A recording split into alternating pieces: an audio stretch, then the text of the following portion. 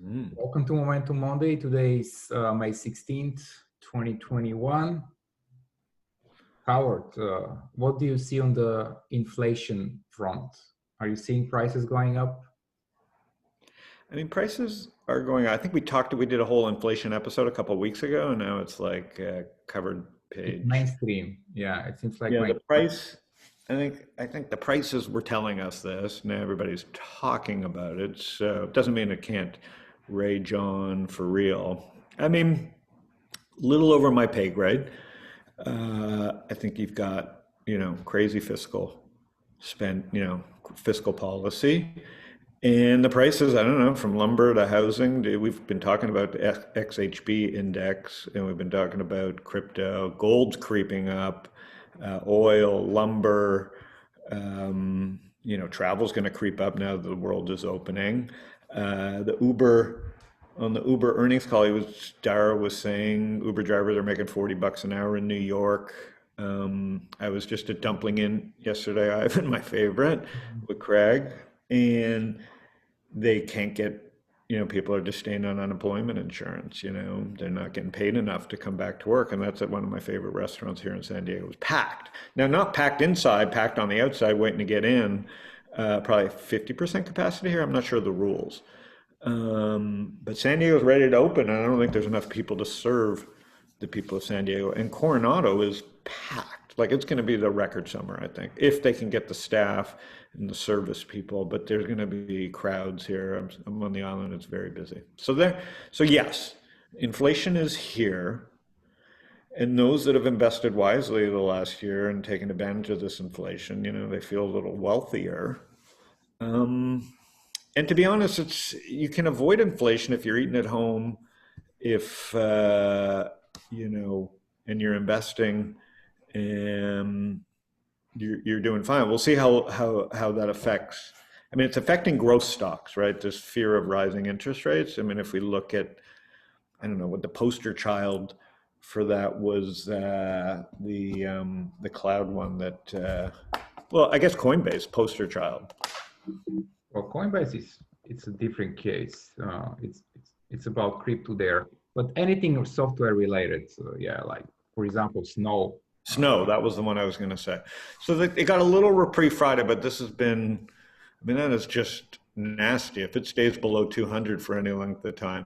But these are the ones, again, overvalued, but these are the ones I'm watching, because maybe as it creeps up a right side of the base in 6 months or a year, if interest rate fears subside and inflation fears subside, these will start taking off again. But if you look at Zoom, same thing. It just, these are just an 8 to 80 brand of mine. I mean, they're not pretty. Yeah, and I want to own Zoom for 30 years, so I don't know.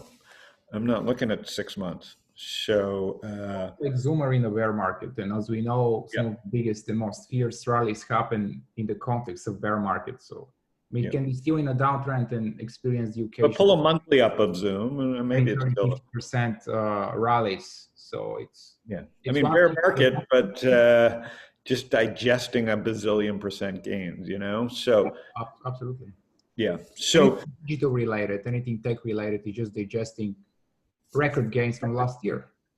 You got to have some perspective and look at monthlies right now and go, the people that have sold you these stocks, if you're just getting excited about stocks, be prepared for more pain potentially. This is like, people are crying about SPACs and they're crying about, growth stocks, but the indexes are at all-time highs.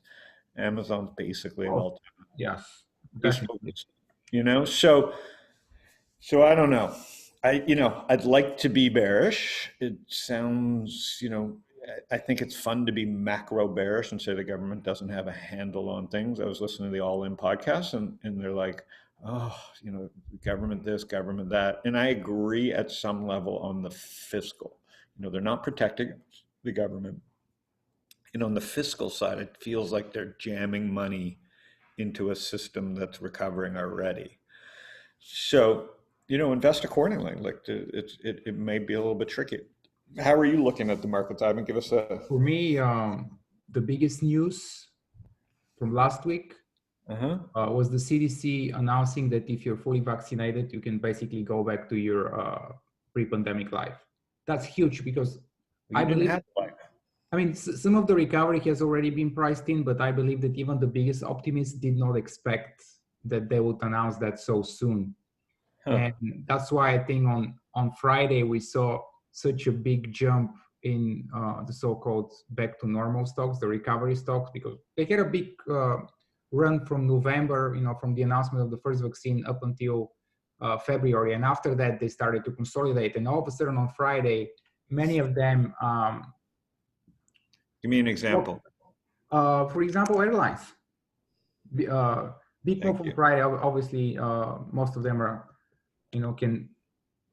might need more time to consolidate, but the retail, they look great. They look like great the chart. retailer CTF up 4% on Friday.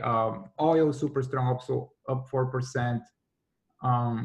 Looks great. Hotel, accommodation related, leisure related. I think we might see potentially another leg in those stocks now that it becomes clear that going back to normal might be nearer than many of us believed. Huh. So that, for me, that's the biggest news from last week. Obviously the S&P tested its 50-day and it bounced. Usually on the first test we see a bounce. Small caps and Nasdaq are lagging, both of them below their 20, below their 50. But all really good considering the gains that we've had. Yeah, but big range. Yeah, one can make the argument about a big range, which after that big move that they had towards the end of the last year, it's kind of normal to see 6. Yeah, I mean, this is all just sideways choppiness. Considering the 9 months of 2020, this is all, and the crazy January, February, this is all pretty good behavior. I mean, money's just staying in there and rotating. Yeah, Live Nation, that's one of the open market. I mean, that's one you got to watch for the market opening. Exactly. Yeah. I'm thinking even stocks like Airbnb, even though there is a lockup expiration tomorrow, I think anyone who wanted to sell probably already sold. So you know what? That's interesting. Watch for this one, setting it up, because I think travel will explode in the next, not only the next few months, but the next couple of years. Yeah, for people that were bitching about not getting that one, you can buy it at the IPO price, or I guess I can't remember what that IPO is or where they thought it would price, but I can't remember. But yeah, what's the valuation here? 86 billion. Yeah, I don't love it at 86 billion, but again, I'm looking at market caps right now. I'm just trying to get a grasp of relative market caps. Yeah, these are under pressure now. These are going to be sell the rallies. It'll be interesting as sports opens. These will be sell the rally stocks until further notice. Penn as well, but these things had such great runs. A lot of people buried in those now. So we'll see how fast they can bounce. They're not high margin businesses, although Penn has a better business, I think, than DraftKings, as they got media and gaming machines. Okay. I'm trying to think if there's anything that stood out to me. What sector stood out to you, Ivan? Just inflation stuff? Energy definitely is one of the leaders right now. If you take a look at all the oil stocks, by energy I mean oil. Give me a weekly on that, Ivan. We're setting up at least 20 names that I saw this weekend. Yeah. I mean, they all kind of trade the same, very high. I remember March when it was negative. Wow. I remember last year, when oil, the U.S. I mean, no one owns energy stocks. I'm going to have to start looking at some. I mean, it's just so hard for me to trade a commodity, but they have so much leverage built in with the price of oil down. So where's Exxon? What are the leading energy stocks? I guess you just pull up this. They all look the same, just setting up near 52-week highs. Got it. All look the same. Okay. Very high correlation. That's why if you trade just by the ETF, XOP, or if you want to do leverage, I guess you can do GUSH, for example, if you want to do leverage. Or obviously, this is only for short-term traders. This is not something that you can hold. longer term. And then, you know, you got to bring up Tesla. They're dominating the news again, Elon Musk. But how's that look on a weekly and a monthly? It broke the 200. It was right at it. It's near its 200-day. I mean, obviously, and we've talked about it before. Considering the gigantic move Tesla had in the past year or so, I wouldn't be surprised if this stock just goes sideways for 5 years. Some people might think, you know, I'm crazy, but that's what I think, because this big move needs to be digested. I don't care what's coming product-wise for Tesla. With this big move needs to be digested. Look at what happened last time when it had this big move from 2013. Many years of sideways. So I think something similar will happen in the best case scenario. Yeah, I'm not following it, but yeah, he's definitely trying his hand at a bunch of other stuff right now. Keep the company in the news. Okay, well, I think nothing fancy.